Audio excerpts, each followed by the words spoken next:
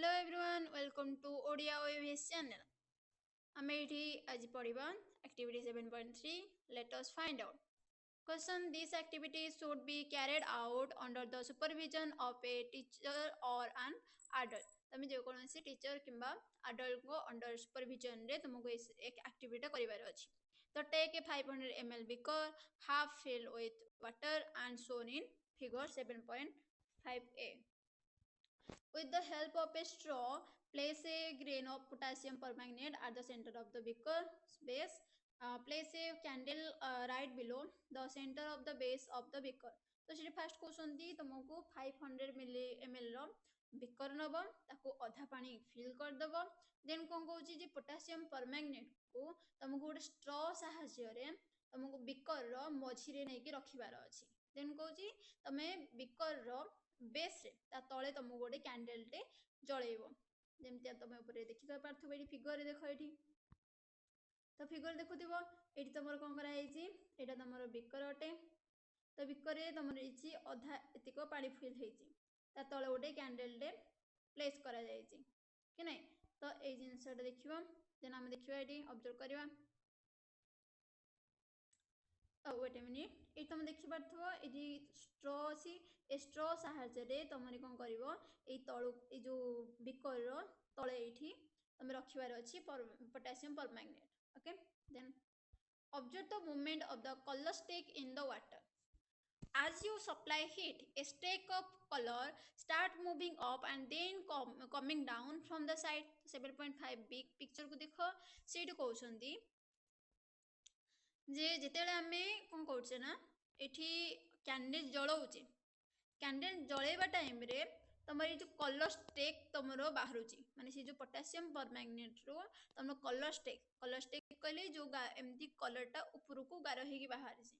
तो सेठी कहउछंती से ऊपर को जाय कि पूर्ण थर तळ को आछंती कि नै तो ऊपर तुम कहउची जे हम गोटे ऑब्जर्व करबा फर्स्ट पिक्चर रे एठी तम पोटेशियम परमैंगनेट रखा हैतला किंतु एठी कलर कोनोसी कलर तुमरो ऊपर को बाहरुनी किंतु जत्ते बेले तुम कोन करछो ना जे बर्निंग करछो तुम हीट प्रोवाइड करछो सेही टाइम रे ही तुमरो एठी कोन होबो ना कलर स्टिक ऊपर को बाहरुची तो पचरछि से रीजन कोन हम कोन पे बाहरुची हम एटा देखिबा तो why does the streak of color water goes up in the middle and come down from the sides तो हम चेक करबा जे जो कलर स्टिक ता से ऊपर कोन पे उठुची पुणी थरे तळु कोन पे तुम देखि परथवा से एटी पोटेशियम एमिते ऊपर को उठिसी पुणी थरे एमिते हे जाईसी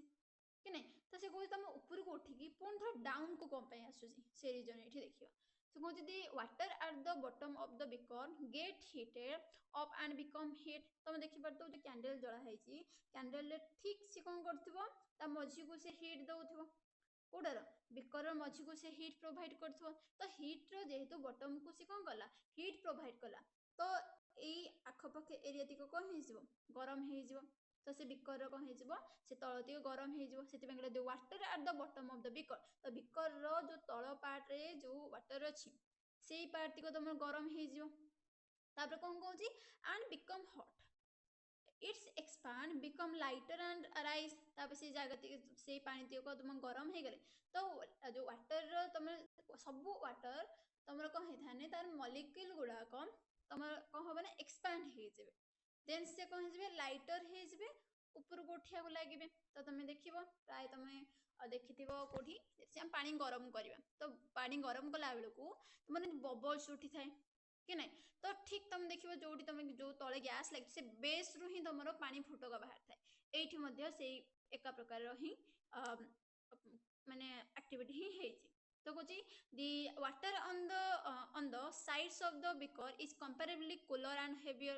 तो सेही टाइम जते सिगी कोची जे बिकर रो मझीटा तमर जते सिगी हीट अप हे कि ऊपर को उडुची किंतु बिकर रो साइड रे जो वाटर उडा से माने तो किंतु ठंडा रे कूलर थिबे कि नै से मानकर को वेट हेवी थिबो से तळु को आसे को चेष्टा करिवे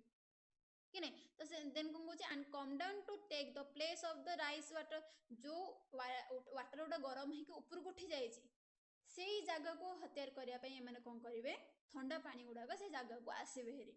then this water get heated ସେମାନେ ପୁଣି ଥରେ କଣ ହେଇଯିବେ ସେମାନେ ଗରମ ହେଇଯିବେ ମାନେ ଯୋଉ ଥଣ୍ଡା ପାଣି ଗୁଡାକ ଆସିଥିବେ ସେ ଜାଗାକୁ ସେମାନେ ଗରମ ହେଇକି ଉପରକୁ ଉଠିଯିବେ and it turn also ସେମାନେ ମଧ୍ୟ ଉପରକୁ ଉଠି ଯାଉଛନ୍ତି ଗରମ ହେଇକି ଉପରକୁ ଉଠିଯିବେ this cycle continue until the entire volume of water get heated એટલે ଏଇ ସାଇକେଲ ଟା ତମର ସେଇ ପର୍ଯ୍ୟନ୍ତ ଚାଲିବ ଯୋଉ ପର୍ଯ୍ୟନ୍ତ ତମ ୱାଟର ଯେତିକ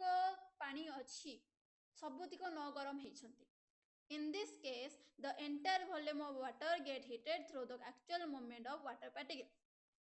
तो ଏଇ ଯୋଉ ଘଟଣା କିପରି ଘଟୁଛି କାରଣ ୱାଟର ଯୋଉ ପାର୍ଟିକଲ ଅଛନ୍ତି ସେମାନେ ମୁଭ କରିଛନ୍ତି ଆକ୍ଚୁଆଲି ତାଙ୍କ ସେ ମୁଭମେଣ୍ଟ ଦ୍ୱାରା ତାର ସବୁତିକ ପାର୍ଟିକଲ ଗୁଡାକ ସେଇ ଜାଗାକୁ ଆସିକି ଗରମ ହେଇକି ପୁଣି ଥରେ ଉପରକୁ ଯାଉଛନ୍ତି ପୁଣି ଥରେ କଣ ତଳକୁ ଆସୁଛନ୍ତି ଏଇପରି ଭାବରେ ୱାଟର ସବୁତିକ ୱାଟର ପାର୍ଟିକଲ ଗୁଡାକ ଗରମ ହେଇଯାଉଛନ୍ତି ତ ତମକୁ ପୂର୍ବରୁ କୁହାଯାଇଥିଲା ଯେ ଯେସିକି ଆମର ଯୋଉ ସଲିଡ ପାର୍ଟିକଲ ଗୁଡାକ ବହୁତ ହି କହିଥାନ୍ତି ନା ଜଏଣ୍ଟ ହେଇଥାନ୍ତି ସେ କାହାକୁ କେବେ ଛାଡ଼ିକି ଯାଆନ୍ତି ନିଜ ପୋଜିସନରୁ କିଏ କେବେ ଯାଇପାରିବେନି କିନ୍ତୁ ୱାଟର ପାର୍ଟିକଲ ଗୁଡାକ ସେ ନିଜ ପୋଜିସନରୁ ସେ ଯାଇପାରିବେ ସେ ଫ୍ରିଲି ମୁଭମେଣ୍ଟ କରିପାରିବେ କିନ୍ତୁ ଗୋଟେ ଫିକ୍ସ ଆମାଉଣ୍ଟ ପ୍ଲେସରେ ଓକେ ସେଥିପାଇଁ ଏଠି କହିଛି ଯେ ୱାଟର ପାର୍ଟିକଲ ଗୁଡାକ ସେମାନେ ମୁଭମେଣ୍ଟ କରନ୍ତି ତ ସେ ଦେଖିପାରିଲ ଯେ ଆମେ କଣ ହଉଛି ଗରମ ଜାଗା ଗୁଡା ଗରମ ୱାଟର ପାର୍ଟିକଲ ଗୁଡା ଉପରକୁ ଉଠିଗଲେ ଥଣ୍ଡା ୱାଟର ପାର୍ଟିକଲ ସେଇ ଜାଗାକୁ ଆସିଗଲେ ପୁଣି ଥରେ ସେ ଗରମ ହେଇକି ଉପରକୁ ଚାଲିଗଲେ ତ ଏଇପରି ଭାବରେ ୱାଟର ପାର୍ଟିକଲ ମୁଭମେଣ୍ଟ ହେଇକି ସବୁ ୱାଟର ତିକ କଣ ହେଇଯିବ ଗରମ ହେଇଯିବ this process of heat transform is called convection ଏଇ ପ୍ରକାର ପ୍ରୋସେସ କୁ ଯୋଉ ପ୍ରୋସେସ ରେ ଆମେ heat transformation ହଉଛି ତାକୁ କୁହାଯାଏ convection it is because of convection that we see the movement of the colored streak inside the beacon it is the because एही कारणରୁ ओके ये जो कन्वेक्शन कारण दैट वी सी आम देखिपारे the movement of colour streak inside the beaker तो beaker ये colour streak हम देखिपारे तो आमको ये potassium permanganate नेबार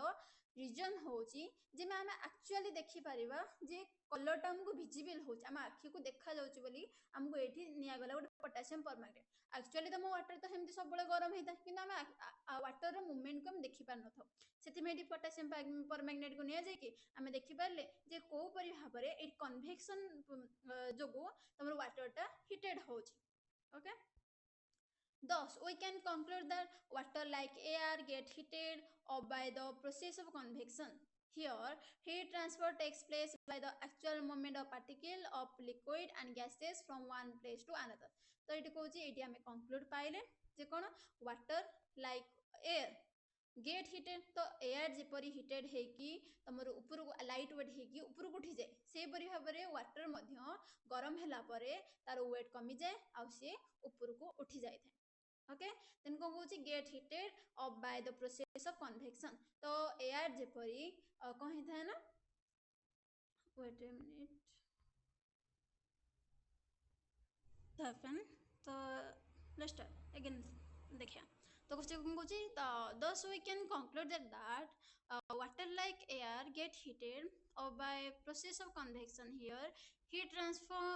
transfer takes place by actual movement of particle of liquid and gases from one place to another तो ये हमें conclude पाइले तो conclude माने सारांश देखिले कौन जेपरी एयर तुमर कन्वेक्शन प्रोसेस रे हीट ट्रांसफॉर्म होता है लिक्विड रे मध्य तुमरी कन्वेक्शन प्रोसेस ने हीट ट्रांसफर होची कि नहीं तो here heat transfer takes place by the actual movement of particle of liquid and gases from one place to another तो ये हम देखिले जे लिक्विड और गैस रो ता जो पार्टिकल गुडाकर एक्चुअल मूवमेंट द्वारा ही तमर गोटे प्लेस टू गोटे प्लेस को से मूवमेंट करछंदी सेही कारण ही हमर कहता है हीट ट्रांसफॉर्म होता है ओके एहीपरि भाव में तार पार्टिकल गुड़ाक सी डिस्टेंस सी कहा सहित किए भी अटैच होगी न था सेमती गैस जो पार्टिकल गुड़ाक से परस्पर ठारू बहुत ही डिस्टेंस रे था तो देखिपार कि सॉलिड रे कही था समस्ते परस्पर सहित पूरा लगी था सी केबे भी कहा पोजिशन रु हटि पारिबेनी ओके किंतु तुमर कही था ना जो लिक्विड गुड़ाक सी पोजिशन रु फ्रीली मूवमेंट कर पारे आ गैस तो पूरा फ्रीली सी जोड़े मन जी स्पेस दे दियो सी सेटिक स्पेस रे बुली जिवे ओके तो सही कारण आम देखिले जे लिक्विड आउ गैस रे ए लिक्विड और गैस रे तार जो पार्टिकल मध्य देकी ही कह होता है तुम हीट ट्रांसफॉर्म होता है ओके किंतु से कौन करते फ्रीली मूवमेंट करके गोटे जगह आउ गोटे जगह को जाइकी से माने कौन करते हीट को ट्रांसफॉर्म करते आम सॉलिड पढ़ते कि नहीं कंडक्शन प्रोसेस रे से कौन होता जे गोटे पार्टिकल मनकर गरम है आउ गोटे पार्टिकल को से कौन हीट को ट्रांसफॉर्म कर दिए गोटे से निज पोजिशन रे रहीकी बुझले एतिक ही तुम डिफरेंस होता है सॉलिड लिक्विड आ गैस मझे okay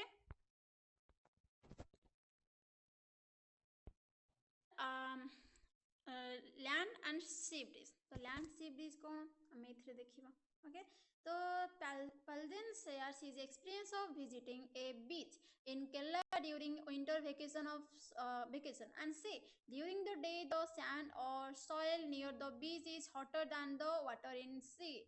However, at night the sand or soil is cooler than the water. Pema replied, yes, different objects get heated and cooler differently. तो ये कहते जे पालदेन जिते सी केरला को जाइथिले जो विंटर वेकेशन रे तो से टाइम रे से किछि एक्सपीरियंस सेठी एक्सपीरियंस गेन करथिले तो को से कोन क्वेश्चन आंसर आ कहिले जे ड्यूरिंग द डे टाइम रे the sand or soil near the beach is hotter तो बीच रे तुम जो सॉइल अच्छी जो बाली अच्छी तो से गुडा को अधिक गरम हो जाए कहा अपेक्षा दान the water in the sea तो सी जो वाटर अच्छी ता अपेक्षा तुम जो बीच रे जो सैंड अच्छी से अधिक गरम होता है तो पिला तुम निहाती एक्सपीरियंस करिथिबो कि नहीं बीच को जाइथिबो तो however at the night the sand or soil is cooler than the water किंतु राति टाइम रे कोन होता है जे हम जो सॉइल रो हिट कमी जाए तो सॉइल टा ठंडा हो जाए और तुम पानी टा गरम हो थाए ओके तो Pema reply yes different object gate heated and cooler differently तो पेमा से रिप्लाई कर हाँ ये ठीक कथा जे आमर जो मैटर डिपेंड करे आम को प्रकार ऑब्जेक्ट डिपेंड करे जे से केते टाइम धरे कि से हीट को कौन करि पारिबो होल्ड करिक रखि पारिबो सेति पय कहली डिफरेंट ऑब्जेक्ट अलग अलग ऑब्जेक्ट कौन करंती get heated and cooler differently से माने गरम आ ठंडा हवा डिफरेंट अटे जो किछि ऑब्जेक्ट कहि थांदी बहुत जल्दी गरम हे थांदी तबे धीरे धीरे तुम हीट छाड़ी थांदी आउ किछि ऑब्जेक्ट थांदी बहुत जल्दी तुम ठंडा हे जांदी आउ गरम हला टाइम में तुम टाइम लागि थे तो ये प्रकार जिंस हम देखियो को पाइबा So let us check how land and water get heated and cooled by performing an activity. Okay. Question. This activity should be carried out on a clear sunny day under the supervision of a teacher or an adult. The teacher हंतो कि madam को supervision रे तमे गोटे sunny day रे रखियार अछि sunny माने खरा होथिबो हैला आ क्लियर हेथिबो ओके तो सही टाइम रे तुमको करिवार अछि ए एक्टिविटी टा तो take two identical bowl as shown in figure 7.6 तो 7.6 रे तुम देखि परथिबो दुईटा बाउल थुआइछि तो fill one bowl halfway with the soil and other bowl halfway with water से कहूची गोटे bowl रे कोन करिवो किछि soil रखिवो किंतु अधा रखिदबो देन सेमती कहूची आ गोटे bowl रे कोन करिवो जे वाटर भर्ती करिवो से भी हाफ फिल कर दो देन कहूची fix a laboratory thermometer in इस bowl as shown in figure 7.6 तो से कहूची देखो एठी तुम सीधा सीधा एठी देखि परथो ए जो लाइन टणा हेछि तो टणा हेनी से तो एक्चुअली तुम थर्मोमीटर उडा सॉरी तुमको एक्चुअली जଣା पड़लानी एठी तुम देखो जो येलो कलर देखाउची एठी एठी येलो कलर एटा तुमरो थर्मोमीटर ओके लैबोरेटरी थर्मोमीटर तमे पूर्वरु पढ़ा हेथिबो बदे लैबोरेटरी थर्मोमीटर आ क्लिनिकल थर्मोमीटर एटा तुम होची लैबोरेटरी थर्मोमीटर एठी रखा जायछि ओके टेम्परेचर मापिया पे तो से कोन कहउछि देखो make sure that the bulb of the thermometer are immersed in soil and water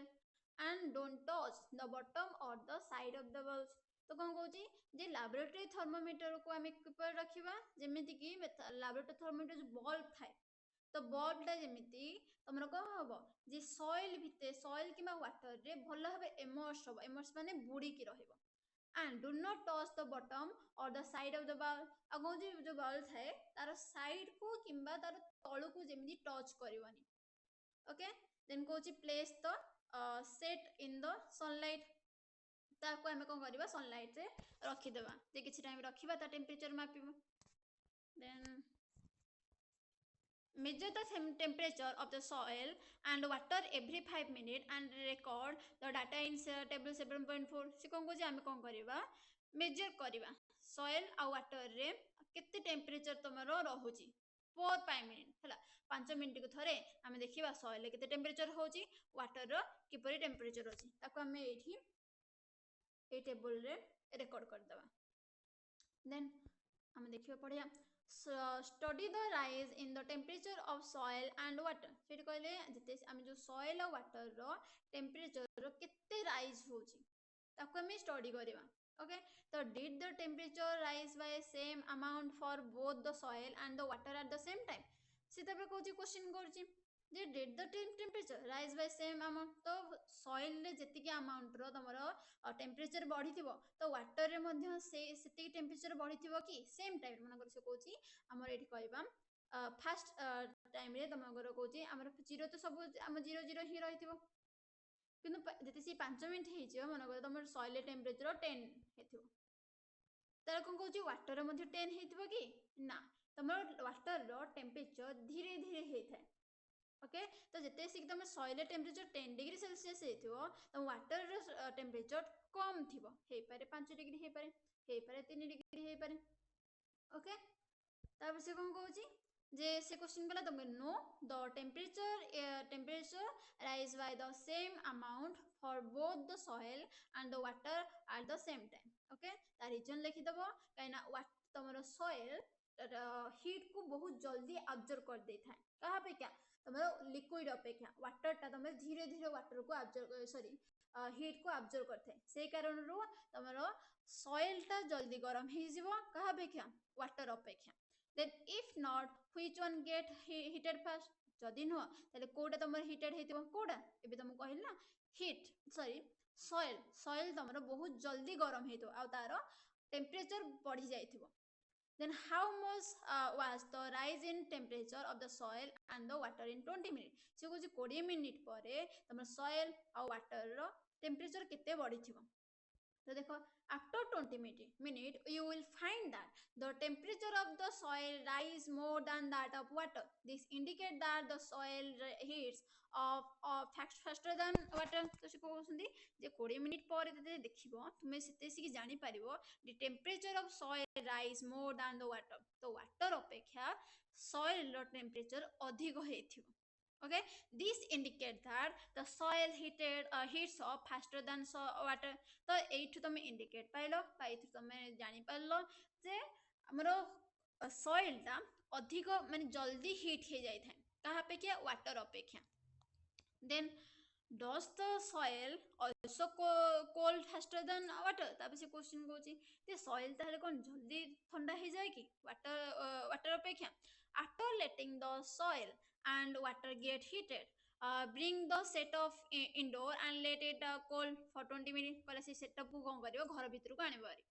कोन ता जदी सी चेक कर देला एबे कोन करिवो letting the soil and water get heated गरम होला परे ता पुन थरे से सेटअप इंडोर माने घर भीतर को आने भरी let it cool for 20 minutes 20 minute परे पर्यंत तब ठंडा करिवो छाड़ दियो. you will observe that the soil cools faster than water. तमे इट ऑब्जर्व करिवो जे soil ता तमर जल्दी ठंडा हे जाय कहा अपेक्षा वाटर अपेक्षा. तो just at it get heated faster. तो तमर कहूची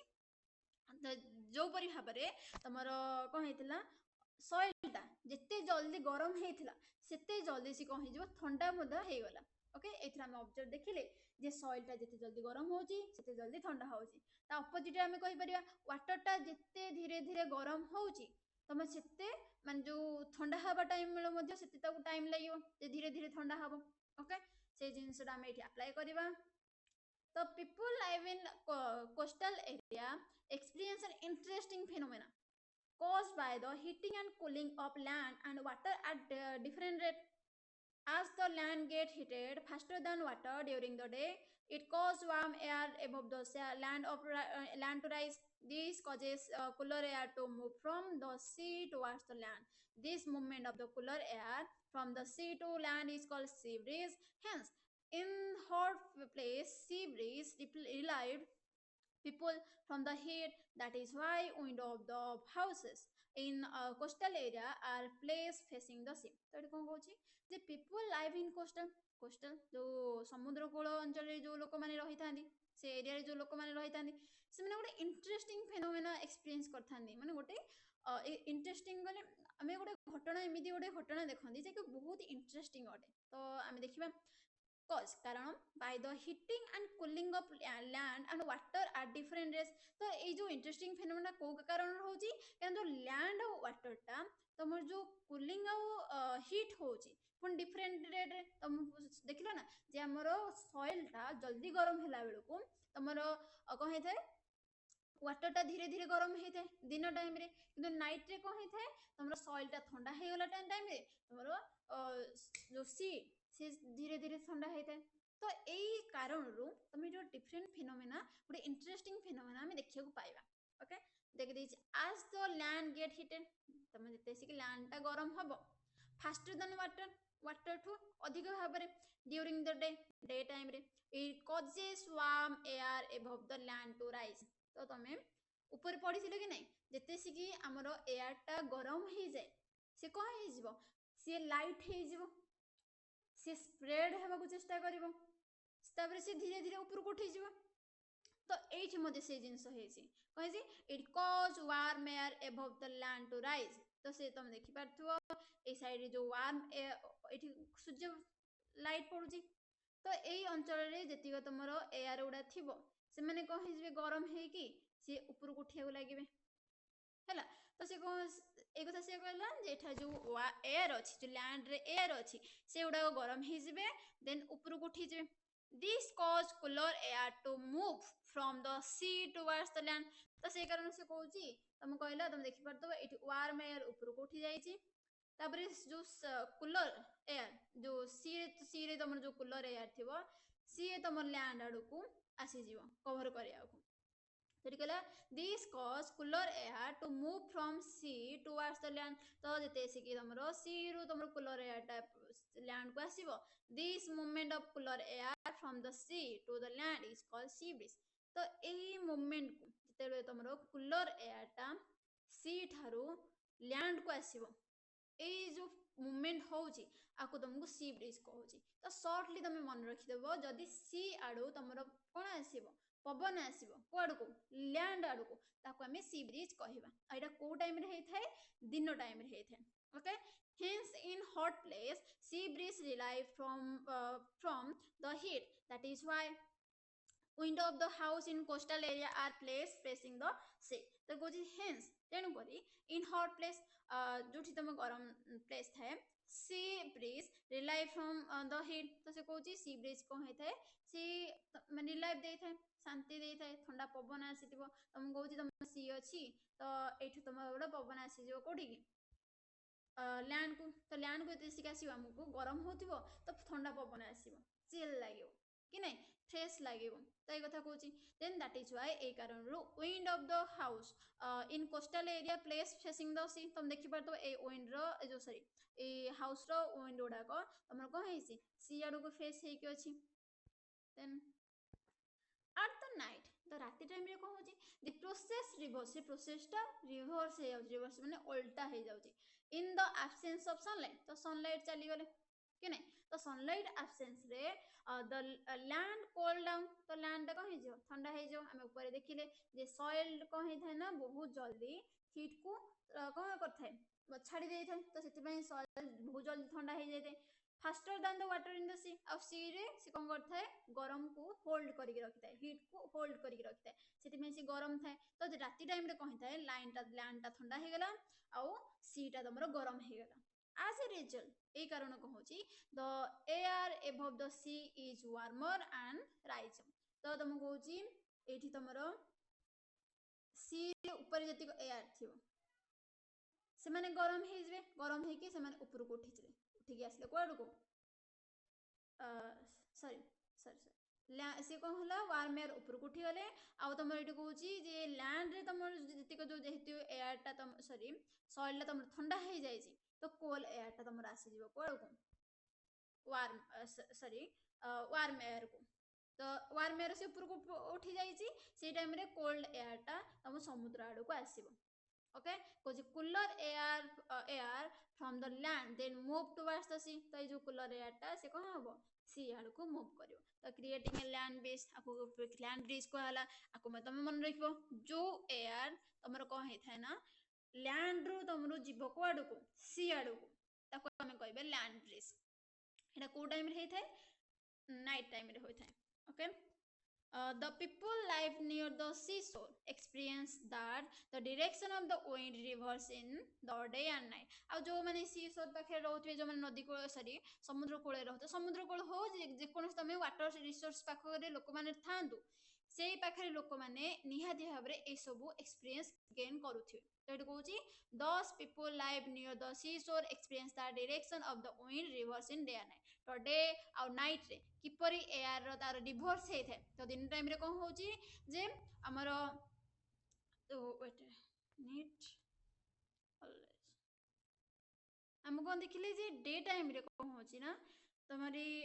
सीटा तुम कौन होगा जल धीरे धीरे धीरे तुम गरम होची